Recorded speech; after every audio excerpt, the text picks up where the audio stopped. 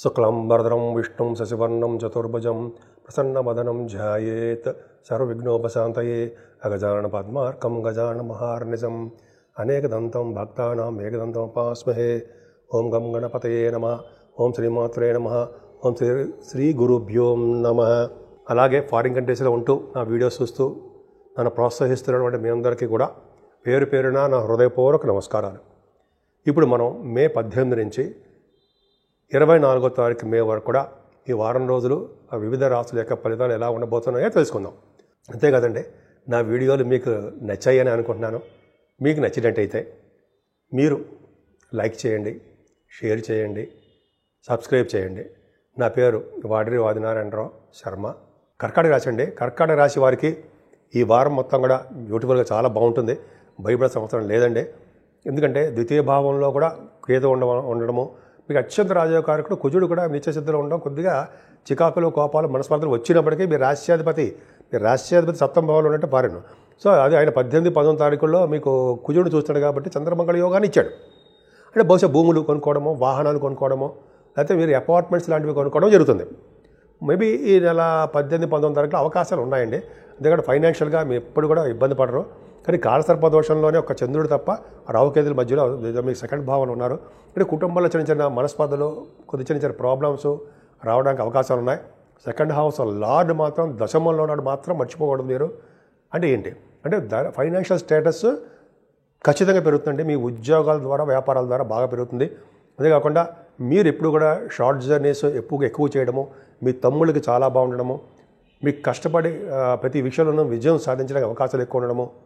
కేతు అంటే భూములు, వాహనాలు, గృహ సౌఖ్యాలు, అన్ని రంగాల్లోనూ విజయాలు కలిగిస్తాడు. షార్ట్ జర్నీస్ ఎక్కువ చేస్తుంటాడు. పైగా ఎప్పుడు కంఫర్టబుల్నెస్ బాగా ఉంటుందని మీకు మదర్ తల్లిగారి ఆర్థిక పరిస్థితి కంఫర్టబుల్నెస్గా ఉంటుంది. చాలా బాగుంటుందండి ఆవిడకి.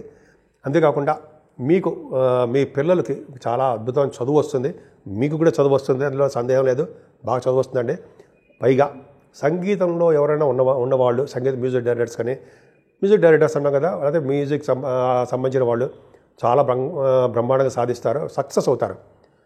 అంతేకాకుండానండి, మీకు రైతులు కూడా ఉన్నారు కదా, వాళ్ళక్కడ లాభాలు రావడానికి అవకాశం ఉంది. సంతాన విషయంలో ఏమాత్రం ఇబ్బంది పడరు. అలాగే మీ స్టాక్ మార్కెట్లో కూడా స్పెక్యులేషన్లో కలిసి రావడానికి అవకాశం ఉంది.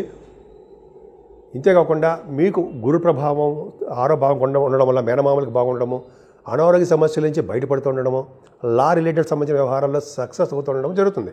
ఏదేమైనా సప్తమ భావంలో చంద్రమంగళ యోగంతో ఉన్నారు కాబట్టి 18, 19 తారీఖులో వివాహాది వేడుకలో, వివాహాలు కుదరడాలో, అయితే వ్యాపార విస్తరణలో ఇవి చేసుకుంటారండి.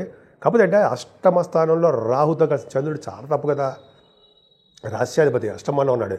అది కదా, అష్టమంలో చంద్రుడు అంటే డబ్బులు ఇస్తాడు ఉంటాయి, ఫైనాన్షియల్ స్టేటస్ పెంచుతాడు. కానీ అష్టమ రాహుతో కలిసి అంటే 19, 20, 21 తారీఖులో మీకు హెల్త్ ఇష్యూస్ ఇలా చిన్న చిన్న ప్రాబ్లమ్స్ రావడానికి అవకాశం ఉంది. అంతకంటే భయపడతాం ఎందుకంటే భయపడతారా మనం? గురుదృష్టి లేదా? గురుదృష్టి ఉండడం వల్ల అష్టమ స్థానం సేఫ్. అంటే ఏంటంటే మీకు ఎటువంటి ప్రాబ్లమ్స్ రావు. ఎటువంటి వచ్చినా కూడా త్వరగా వాటి నుంచి బయటపడిపోతాం. మెడిసిన్స్ వాడతాం కదండి, బ్రహ్మాండంగా బయటపడతాం. అత్యంత ఇష్టమైన అద్భుతమైనది ఏంటంటే శుక్రుడు భాగ్యస్థానంలో శనితో కలుస్తున్నాడు. శని భాగ్యంలో శని కూడా అండి కొద్ది గొప్ప మంచి చేస్తాడండి ఆయన. శని మంచి చేయడం, శని శుక్రుల కాంబినేషన్ కూడా మీ వ్యాపార అభివృద్ధి బాగా జరుగుతుంది. బట్టల బిజినెస్ కానీ, అయితే ఫార్మా రంగం కానీ, లేకపోతే ఆటోమొబైల్ ఇండస్ట్రీస్ కానీ, సిమెంట్ పరిశ్రమలు, సాఫ్ట్వేర్ రంగాలు, కంప్యూటర్ హార్డ్వేర్ సంబంధించిన వ్యవహారాలు, ఎలక్ట్రిసిటీ, ఎలక్ట్రానిక్స్ కాంపోనెంట్స్, ఇవన్నీ వ్యాపారాలు అవన్నీ బ్రహ్మాండంగా ఉంటాయి. శని భాగ్యస్థానం శని కాబట్టి గంగా స్నానం చేయిస్తాడండి. కాశీ వంటి పుణ్య నదుల్లో క్షేత్రాలు స్నానం చేస్తాడు. ఈపాటికే సరస్వతి నది స్నానాలు బహుశా మీరు చేసేసి ఉంటారు, చేయబోతే చేస్తారు కూడా. అవకాశాలు ఎక్కువ ఉన్నాయి.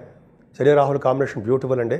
శని శుక్రుడు, సో అది శుక్రుడు కూడా మీకు శని శుక్ర కాంబినేషన్ వల్ల కూడా మంచి రచయితలుగా బాగా ప్రఖ్యాతులు తెచ్చుకుంటారు. ఫారిన్ కంట్రీస్ వెళ్తారు. ఉన్నతమైన విద్య మీకు బాగా వస్తుంది. అన్నిటికంటే ఇంపార్టెంట్ ఏంటంటే మీకు దశమంలో బుధుడు దశమంలో బుధుడు మంచి చేస్తాడు ఉంటాయి. మీ వ్యాపార అభివృద్ధి బాగా డెవలప్ చేస్తాడు ఆయన. వ్యాపారం విస్తరణ చేసుకుంటూ చేస్తుంటాడు మీ కర్కాటక రాశి వాళ్ళకి.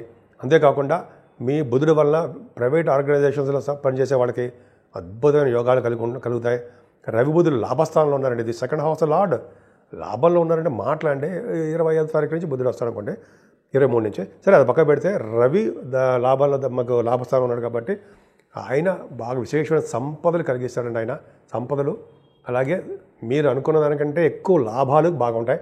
భాగ్యస్థానం బాగుంది, లాభస్థానం బాగుంది, రాజ్యస్థానం కూడా బాగుంది. కాబట్టి మీరు భయపడాల్సిన అవసరం లేనే లేదు. కాకపోతే మీరు రెడీగా ఉండవలసింది ఏంటంటే ఫారిన్ కంట్రీస్కి మాత్రం మీకు తప్పదండి. ఒక సంవత్సరంలో మీరు ఎన్నిసార్లు వెళ్తారో మీకే తెలియాలి. ఎందుకంటే అన్నిసార్లు వెళ్ళడము, లేకపోతే కనీసం ఒక్కసారైనా మీరు ఫ్లైట్ ఎక్కడానికి అవకాశాలు మీ వృత్తి రీత్యా, మీ జాబుల రీత్యా, మీ ఉన్న జాతకాల్లో రాహు కనెక్షన్ రీత్యా వెళ్ళడానికి అవకాశం ఉంటుంది. అంతే, అందరూ వెళ్ళిపోతారని కాదండి. మీకు వెళ్ళడానికి అవకాశాలు ఎక్కువ ఉన్నాయని చెప్తున్నాను. సో ముఖ్యంగా మీరు పూజించవలసిన దేవుడు శ్రీమన్నారాయణుడు. ఆ వెంకటేశ్వర స్వామియే రక్షగా ఉంటాడని మీకు స్వామివారి పూజలు చేసుకుంటుంటే అన్ని రంగాలను మీరు ముందంజలో ఉంటారు. 12 రాశుల వాళ్ళకి చెప్పేది ఏంటంటే రెమెడీస్ అంటామండి. రెమెడీస్ ఏంటి అంటే తీసుకోవాల్సిన జాగ్రత్తలు అంటాం. 12 రాశులు మేషరాశి నుంచి మీనరాశి వరకు అండి. ఎందుకంటే ఈ రాశులు ఈ నెలలో కూడా, ఈ వారంలో కూడా రాహుకేతుల మధ్యలో సర్పదోషం ఉండిపోయిందండి. అలాగే మనకి కుజుడు కూడా నిత్యస్థితిలో ఉన్నాడు. సో ఇవన్నిటికీ పరిహారం ఏంటయ్యా అంటే వెంకటేశ్వర స్వామి యొక్క ఆరాధన, ఆయన దగ్గర గుళ్ళో, వెంకటేశ్వర గుళ్ళో అఖండ దీపారాధన, స్వామివారికి తులసి మాలతోటి అర్చనలు చేయించుకోవడము, ఆయనకి మాల సమర్పించడం వలన 22వ తారీఖున హనుమత్ జయంతి వస్తుందండోయ్. అమ్మ బాబోయ్, అప్పుడు స్వామిని పూజించడం వలన సర్వదేవతలు పూజించినటువంటి ఫలితం కలుగుతుంది. కాబట్టి గ్రహాల వలన వచ్చే దోషాలు పరిహారం అవుతాయి. కాబట్టి ఆంజనేయ స్వామి పూజన చేయించుకోవడం వలన మంగళవారం కానీ శనివారం కానీ ఆంజనేయ స్వామి దగ్గర స్వామివారికి సింధూరం సమర్పించడం వలన శని వల్ల వచ్చే దోషాలు పరిహారం అవుతాయి. అంతేకాదండి, ఈ నెల 24వ తారీఖు కూడా శని త్రయోదశి వస్తుంది. సో ఆ రోజు కూడా శనీశ్వరుడికి సకల పూజలు చేయించుకోవడము, అలాగే శనీశ్వరుడికి ఏముందండి ఆయనకి తైలాభిషేకం చేయించుకోవడము, తిరువెల్లారు కానీ అంటే మందపల్లి కానీ అలా మీకు దగ్గరలో ఉన్న ఏ దేవాలయానికి వెళ్ళి స్వామివారిని అర్చించడము, ఆయనకి 11 ప్రదక్షిణాలు చేసుకోవడము, స్వామివారి దగ్గర దీపారాధన చేయడం వలన, అలాగే స్వామివారి దగ్గర నల్ల నువ్వులతో ఇంకా చెప్పేది ఏముందని అన్నీ మీరు చేసుకోవడం వలన, ఆంజనేయ స్వామిని పూజించడం వలన సర్వ దోషాలు పరిహారం అయి తీరుతాయి. అంతేకాకుండానండి వెంకటేశ్వర స్వామిని మాత్రం ఎట్టి పరిస్థితుల్లో మర్చిపోకూడదు. ఎందుకంటే ఇది మాధవ వాసము, హరివాసము, వైశాఖ మాసం కాబట్టి విష్ణువుకి ఇష్టమైన ప్రీతికరమైన మాసము. కాబట్టి వెంకటేశ్వర స్వామి యొక్క ఆరాధన, ఆయన యొక్క ఆశీస్సులు మనం పొందడం వల్ల అన్ని రంగాల్లోనూ మనం ముందంజలో ఉంటాం.